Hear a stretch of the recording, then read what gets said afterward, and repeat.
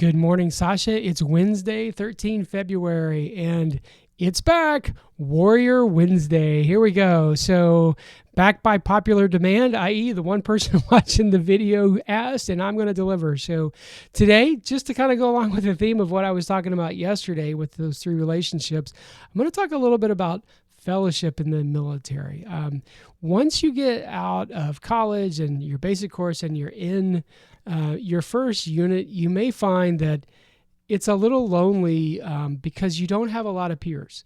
If you're, at least in my experience, when I was a platoon leader, there were 28 people in that platoon. I was the highest ranking person. I was also at times almost, not always, not quite, but close to being one of the youngest people. And yes, I would joke, haha, yes, my mom knows that I'm here in the Army. And that was because I look so young. You've seen the pictures of my wedding. And so you know that I look pretty young. And that was when I was 26. So if you can imagine, 3 years before that, I looked even younger.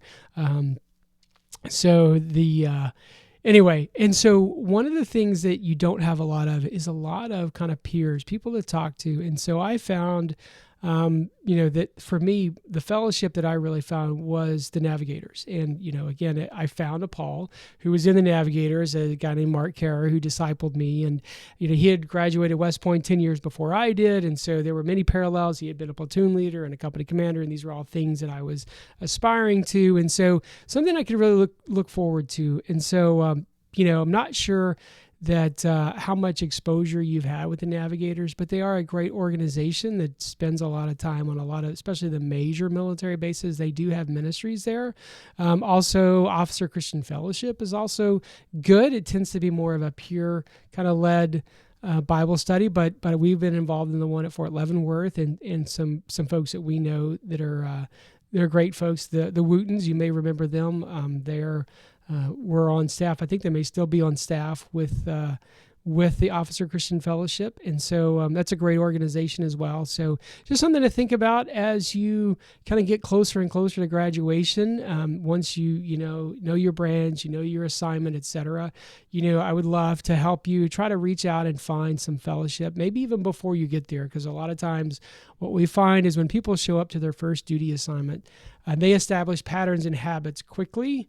And once, not having, fellowship or being in a weekly Bible study, or once you've kind of not established that as a habit or as a pattern, it can be very difficult to sort of reestablish it. So just want to encourage you to be thinking about that. Our friends that we know, relationships that we've had for a long time, they've almost always come through the Navigators. A few from work, but for the most part, it's always been folks through the Navigators. And so it's why we love that organization. It's why I personally love that organization, because they have almost always provided a place for mentorship and fellowship as well. And so, as you go through different assignments and different posts, I just want to encourage you to think about, sort of prepping the battlefield before you get there. That's the best way to do it, I think, is to kind of reach out, meet the people virtually. On this day and age, there's almost no excuse not to, that you can kind of know folks and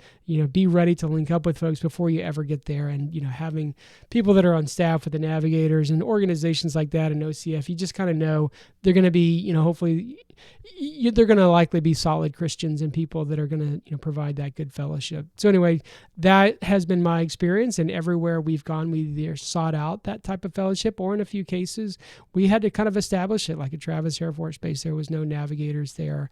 And so we just want to encourage you to start thinking about that, being deliberate with your faith and with your fellowship. All right. Take care. I love you.